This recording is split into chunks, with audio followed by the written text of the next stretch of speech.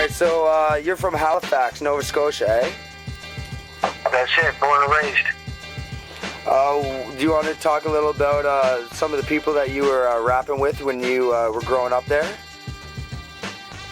Well, I'm a little bit older than most of them cats, and I kind of missed out on the whole Canadian hip-hop scene because back in '97, I had an opportunity to go to LA, and I lived there for about 10 years, and that's pretty much where my career blossomed, and, you know, that I kind of got in, like, early and had all the opportunities before paying dues, and when I actually, you know, I would say I probably didn't deserve it as much then. I had money, people, and investors, and one deal led to another, and it was always, you know, the first record deal, I did a bunch of collabs, I made an album, and I wasn't that great, but whatever, it opened doors for the next record deal, and then the next one, it was like stepping stones, so I kind of like found my way and grew as an artist, but had all the opportunities in the beginning where I wish I had those opportunities now because my career was kind of backwards in that sense. Yeah, the hip-hop scene came up later in Canada. Yeah, pretty much, and that's when record deals were, you know, that's when they were giving them out. Now it's all about internet, and, you know, the guys that have talent and raw talent, they never seem to be the guys that are put on. It's like, you know, if you have a rapper that eats dog shit in his video, he's probably going to get 4 million views, and he's going to be known as the rapper that ate dog shit. Yeah. Yeah.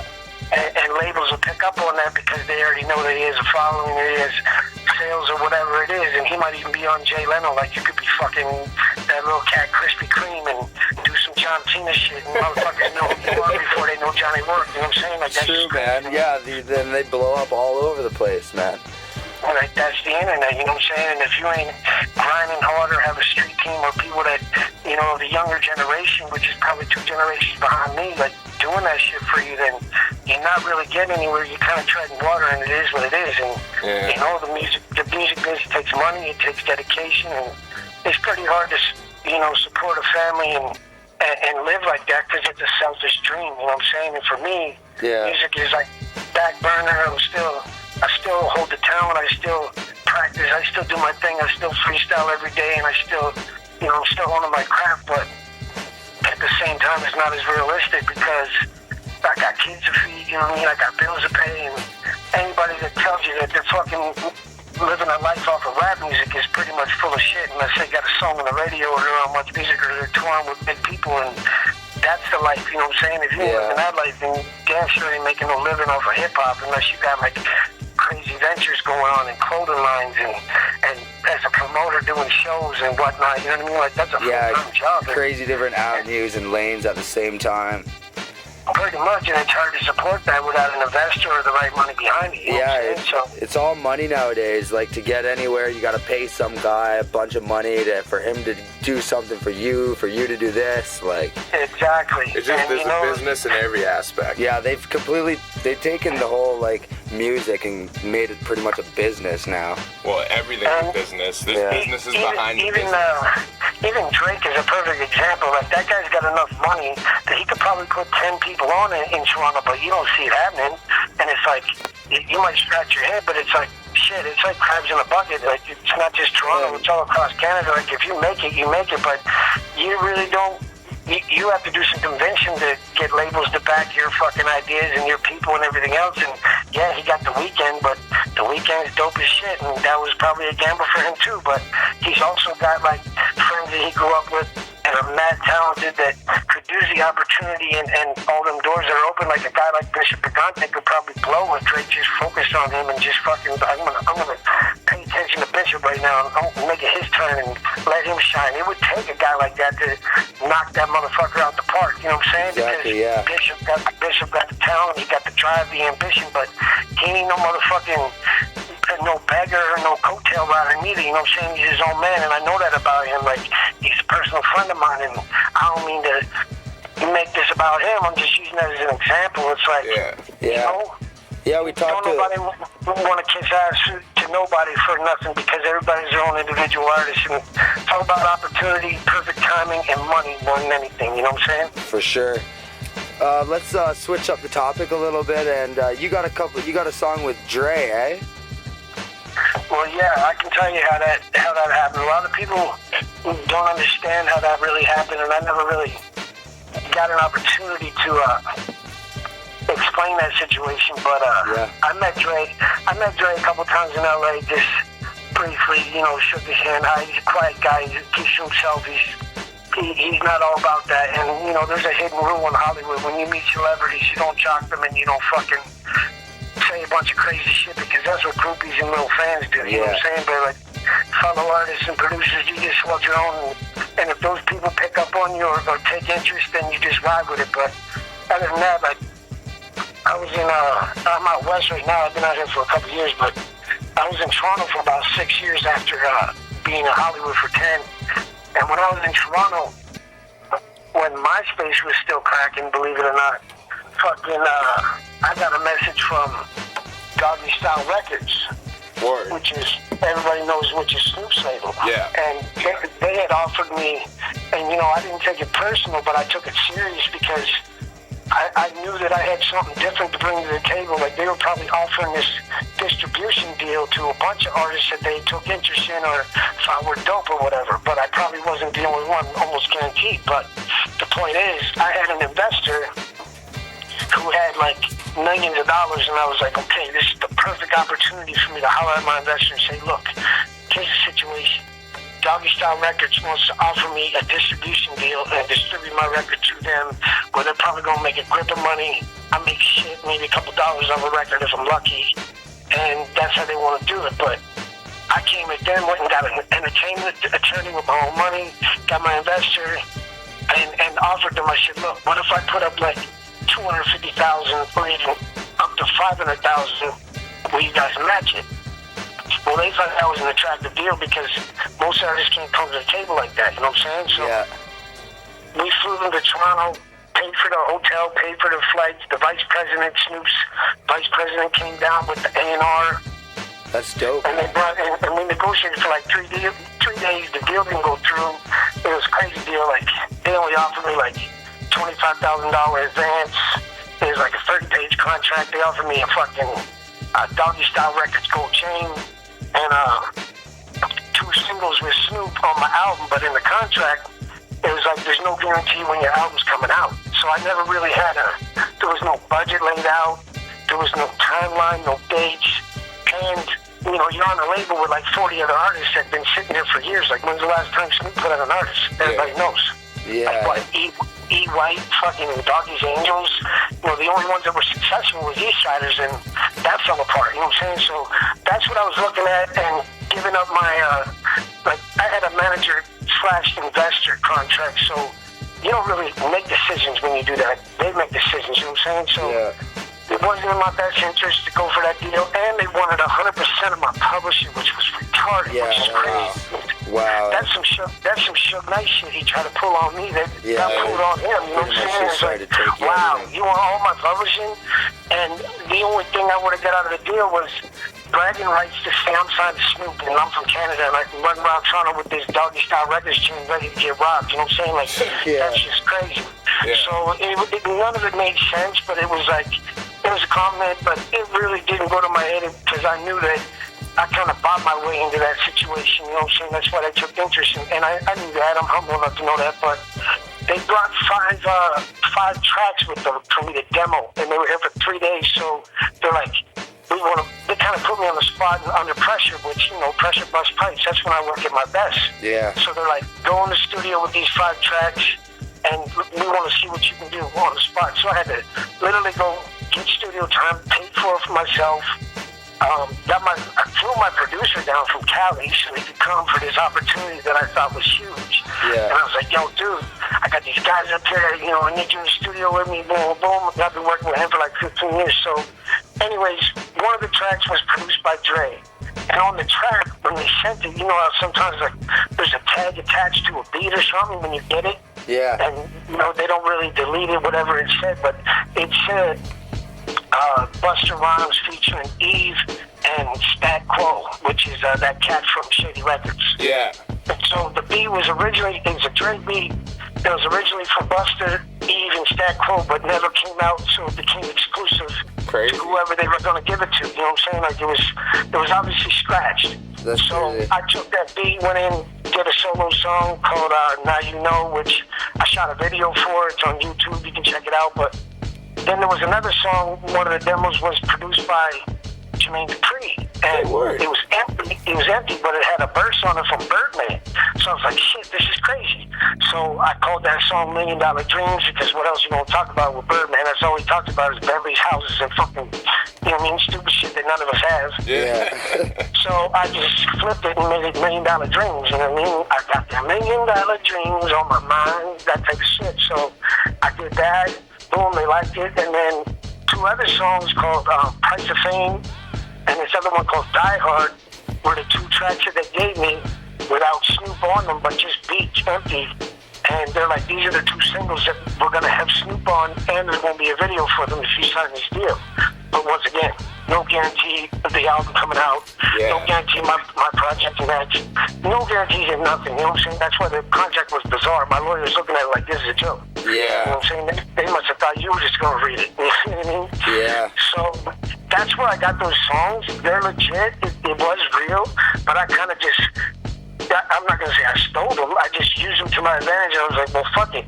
I'm going to put these songs on an album. It's obviously not released in stores or anything, and I'm not really making money off it. I'm just like putting artwork together, putting an album together, and I'll put them on there, and then I'll just, I buy 1,000 copies of an album, and it costs me $1,200, so that's like $1.20 an album. To me, I give out those albums everywhere I go. That's how I promote myself, and $1.20 to give away is more gratifying for me when I get a fan who I don't know in a mall or something, or wherever I go. If I'm working in the oil field, I give them out to people, and then when they hit me up like a week, 2 weeks later, and they're like, yo, this fucking album's dope, the song number 9 is sick, and they add me to Facebook. That's more gratifying than $10 to me, you know what I'm saying? So that's kind of how I work, and that's how I promote my shit. I think it's silly for, some people think they have to go to the Eaton Center in Toronto and sling albums all day. It's like, dude, you're better off giving that shit to people if it's dope. Because if you sell them some shit for $10 and it isn't dope, then you only gonna piss them off. You know what I'm saying? Yeah. You got nothing to lose by giving away your music, especially if it's not going anywhere at the time. You're just sitting on shit and it's collecting dust. Like, what's the point? You might as well get something out of it, you know what I'm saying? And I try to encourage people to do that, but not everybody has the same opinion or feels that way, and that's just what it is. No, everyone works for the short term, and they just want to grab that money as quick as possible. That's what everyone is interested in, but you got to think for the long term, or you get nowhere. For sure. Who else, some other artists that you have beats with or that you've collabed with? Let me see. Well, like earlier, like, when I was in Hollywood, I worked with a lot of people. The first celebrity artist that I was a fan of growing up that I worked with was Sticky Fingers. Really? Word. And that was dope to me. We hung out and we became friends, and we're personal friends now. Like, anytime he comes to Canada, I get some shows with him and stuff with Bishop and Smack the Ripper in Toronto and shit. And went on stage with them fools while they were, doing slam, and that was pretty crazy, But you checked that new Onyx album out yet with the Snow Goons? No, I never heard it yet, dog. But I'll be copping that shit for sure. I'm kind of weird like that. I don't listen to radio. I don't really keep track on trends or what everybody else is doing. Like, there's certain people I'm feeling like when I hear them on the radio, and I wonder, like, oh shit, this guy's been around forever, but why the fuck is Juicy J just famous now? Yeah. You know what I'm saying? It's like, wow, how did that happen? You know what I'm saying? It's like, it's crazy how the game works. But, I like certain things and certain people, and I wonder how they get there and how they got there and how they got the opportunity. But it's all about timing, money, and opportunity. Like, Yellow Wolf is dope as fuck to me. Like, that's crazy. But, like, why the fuck would you go on Eminem's label, dude? Like, why don't you got your own label and make your own negotiations? And, like, you're that dope that you could have just ran your own shit. You know what I'm saying? Like, I don't get that whole deal, you know what I'm saying? And, the label, the power of the label. They're two of the best rappers in the game for me right now. Yeah. I like 50 Cent, I still like 50 Cent. I like, French Montana, like, I like that guy, you know what I'm saying? Like, I get that shit. But, you know, a lot of stuff that I listen to isn't really as popular as it should be. Like, you know, I try to turn people on to Vinny Paz as much as I can because I think he's just a great artist, you know? Yeah. And it's like, don't nobody really know who the fuck Vinny Paz is unless you're like a real head, you know what I'm saying? Yeah. Yeah. You like Self? When you turn people on to him, it's like, wow, that's crazy. You like Self? Who's that? Self-titled. Yeah, them guys are dope. He got a partner too, right? Self-titled in, Apathy? Yeah, Apathy, yeah. Those guys are fun. You know what I'm saying? Like, those type of people, those are super talented, but Chris the Cream is way more popular. Yeah. I know, it's fucking weird. Like, you know what I mean? I would like to hang out with Chris the Cream for a day more than I would Self-titled, you know what I'm saying? Yeah. Well, you might have a bit more fun. Yeah, like they'll be like, who you want to hang out with? You got one pick. I'd be like, Kevin Hart, Krispy Kreme, you know, like, I ain't thinking about hanging out with Fat Joe right now. I don't want to hang out with Krispy. You know what I'm saying? That's just what it is. Word, man. All right, well, so what do you got coming up? Like, what's your, the futures for Johnny Rourke right now? Man, I'm working on this new album, and I'm taking my time with it because obviously there's no great demand, no rush. I'm not an internet head. I don't like run around spamming and bugging people, you know what I mean? I talk a lot of shit on Facebook, but it's always real.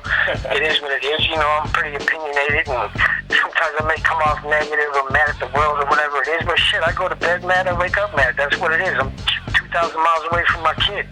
Yeah. And that's the most important thing in the world to me. So, you know, when you're out here turning wrenches in the trenches, that's all you can do, you know what I mean? It's just fucking eat, sleep, and shit, oil field money, and go to camp with a bunch of smelly-ass motherfucking cowboys from Alberta.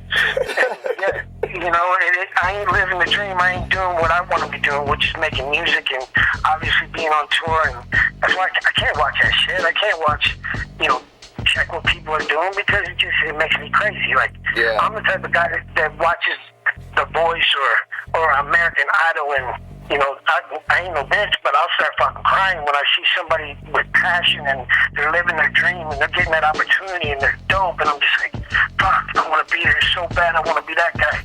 I want to let the world know what I got. I want to shine, but to get on that stage and to get that huge opportunity to put yourself out there to the world, it takes opportunity, timing, money, everything, right? And it's like, you know, I could do a little intimate and interactive show in front of 100 people in fucking Red Deer, and they'd be like, damn, that was dope, that guy's sick. But shit, that ain't 10 million people. I ain't doing a show at the Super Bowl, you know what I'm saying? So how the fuck they gonna know? Yeah. You know what I mean? And it's exactly. Like, you know, I did the music.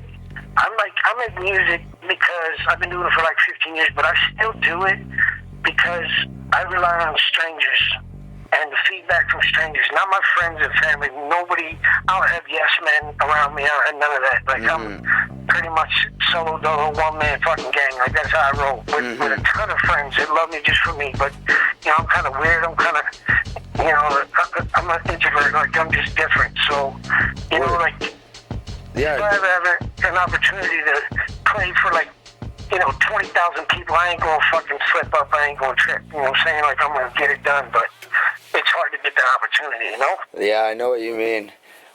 When was your last big break or opportunity that you had?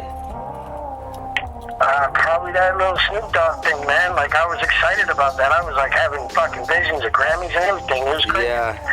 But that, you know, that never panned out. I mean, it is what it is. A lot of people, you know, say to me, oh, dude, I would have took that deal. Fuck, Snoop Dogg don't give a fuck.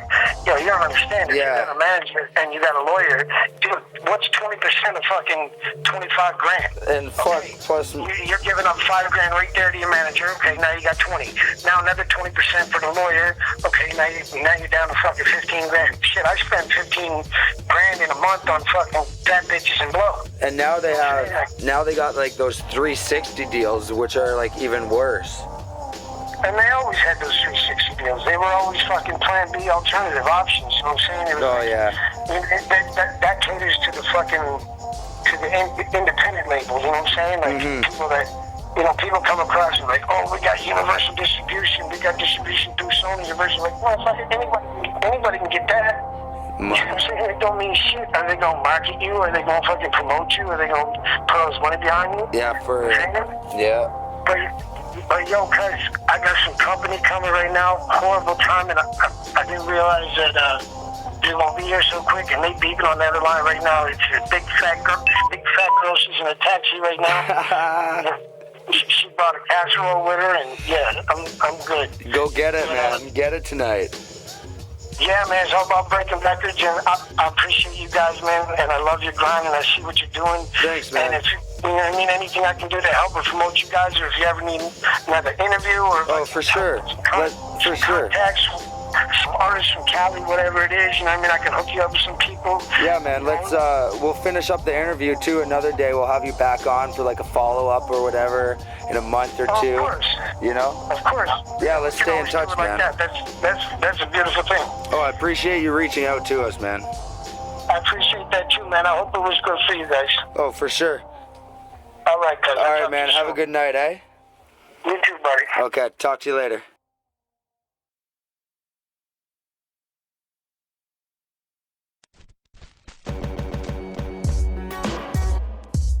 All right, so you dropped the Ripple Effect album just recently.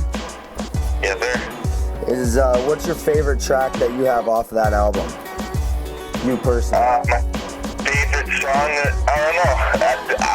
I like them all, man. It's hard to pick like one out of all of them. I don't know. I go with like the most feedback that I've got off the people. Yeah. Like what people are responding to most is like, I would say the track with Snack the Ripper, the Homies. That one's getting a lot of good feedback. Word. Also, the joint that Rob the Viking produced called Start Watching Me. DJ Vec did the cuts on that. That one, I really like that track, and a lot of people are feeling it. Plus, the video I just released for the single I did with Christy Landry, it's called Let the Record Play. That's produced by Sealance, and that one's another one that people are really feeling too, I think. And then also the tune I did with the Juno award-winning reggae singer from Canada. Her name's Elaine Lilbit Shepherd. It's a track called Right Now. It's like a reggae feel kind of vibe. We got a video for that, and people are really feeling that one too. Word, so you got quite a few on doing good off of that one. Yeah, and then also the Fortune Teller joint too. That one's getting a lot of love too with Killer Priest and Reach the Lost Cause. A lot of people are feeling that joint too. That one's produced by Sealance as well. Yeah, the whole album overall, man, is real dope. Real dope. Thank you. You want to touch base on a few of the music videos you got going on for it? Because you're doing one for the Start Watching Me Viking joint, right? Yeah, that's a fun one, man. Ill Vibe shot the video. We shot that in Guelph about 3 or 4 weeks ago. Word. Went down to the main mall that's in our town. It's the Stone Road Mall, and I was like, yo, I just want to have a lot of fun in this video. It's a really kind of fun, bouncy track, a lot of smiles, a lot of laughs and stuff. So I just wanted to joke around with it. So to make it interesting, we went down to, there's a little section in the basement of the mall that has a dollar store there, and then some kiddie rides, right? Like those little kid rides, right? So I was like, yo, I want to ride these rides and rap on them. So did that, and that was fun, and then got a little kiosk stand that had a bunch of glasses, and just had my buddy put on a bunch of glasses on my face, trying on different kinds, like pink ones and purple ones and blue ones and sparkle ones, all sorts of weird ass ones, but just stuff that when you watch it, you're gonna be like, yeah, that's some funny shit, yeah. Sick, man. And I believe you got another music video with Ill Vibe also for the album? That's right. That's going to be releasing very soon. That's the first single off my next album that's going to be releasing later in the fall this year. It's called Stay Grounded is the album. I'm doing a 4 CD Elemental series, so that Ripple Effect was the first of this 4 CD series. It was covering the water element, obviously, and this next one's covering the earth element, so it's Stay Grounded. The single that we got is it's called Madness, and it features the singer here from Guelph. Her name's Advocate. She's only 15 years old, killer voice. She marks this record, and it's just a very heartfelt song about dealing with, women in really abusive relationships and, you know, domestic violence and the kind of impact that has on people and in their future lives and stuff. So that's the kind of message of the record. We shot the video. I got some of my friends to play, to actually like act out scenes and stuff like that in it, and you know, spend a lot of time kind of storyboarding this one and make it like kind of like a movie almost as opposed to just a music video, kind of something that tells a story here. So yeah, that's going to be releasing soon. I think we're going to drop the trailer for it next week and then follow up with the video the week after. Nice, man. You got a lot of upcoming shows, tours. Yes, sir. On the road, man. I love it. I cannot get enough of just performing and hitting the crowds and doing that thing. So yeah, lots of stuff coming up. Swole members obviously coming around to Ontario, so I'm super stoked for that. We start on May 5th in Barrie, then we're gonna be in Toronto on the 6th. We're in London on the 7th, and here in Guelph on the 8th. Then they're off in Niagara Falls on the 9th. They head out to Montreal, I believe, and then they're going into the States to do some dates down there. So that's the next thing that's up on deck. And then right after that, we got Snack the Ripper coming back through, which is super, super exciting. He's hella crazy on stage, just a beast on the microphone. Gotta go and check his stuff out if you haven't heard of him yet. Snack the Ripper, he's holding it down on the West Coast and all across Canada. So those dates start very soon. May 23rd is the first one that I got with them in Guelph here.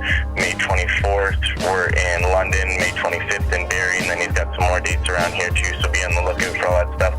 I know giving out all these dates, no one's ever going to check it because it's just too much information to take in one radio show, so just go to their respective websites. You know, Snack the Ripper is spelled bombrecords.com. You can get all the info for that. For Swollen, battleaxe.com, and you'll get all the info for that. And for me, if you want info on me, just find it out there. It's there, Twitter, Facebook, all that good stuff. You know what it is.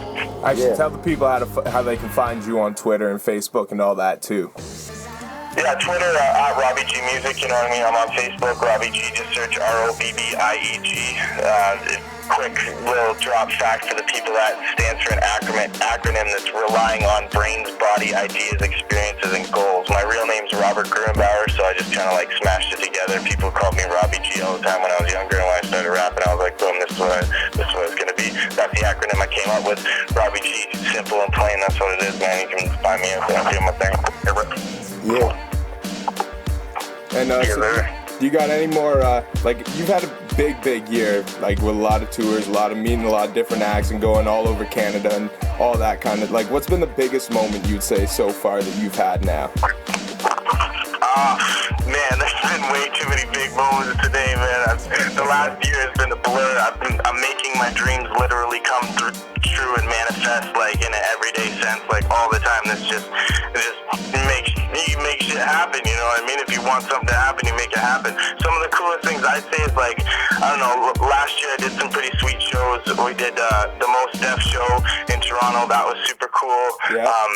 Getting a chance to meet Pete Rock and CL Smooth and opening up for them in Toronto was super exciting. Like, those guys, I look up to them so much since I was a kid, right? Yeah.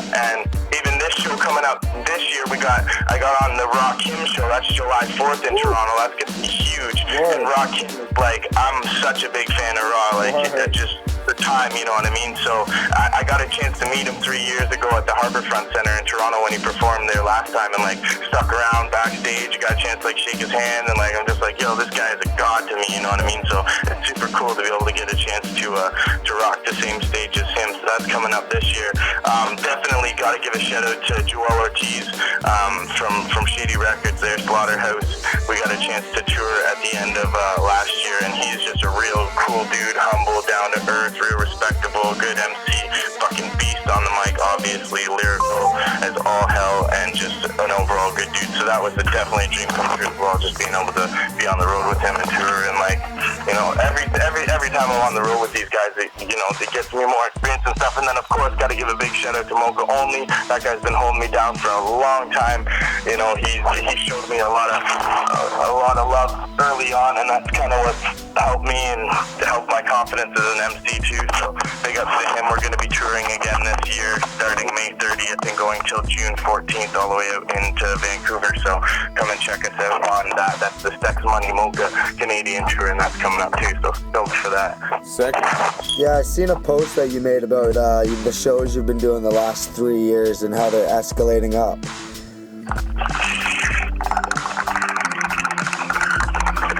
Yes, sir, man. Sorry, just had to burn one there.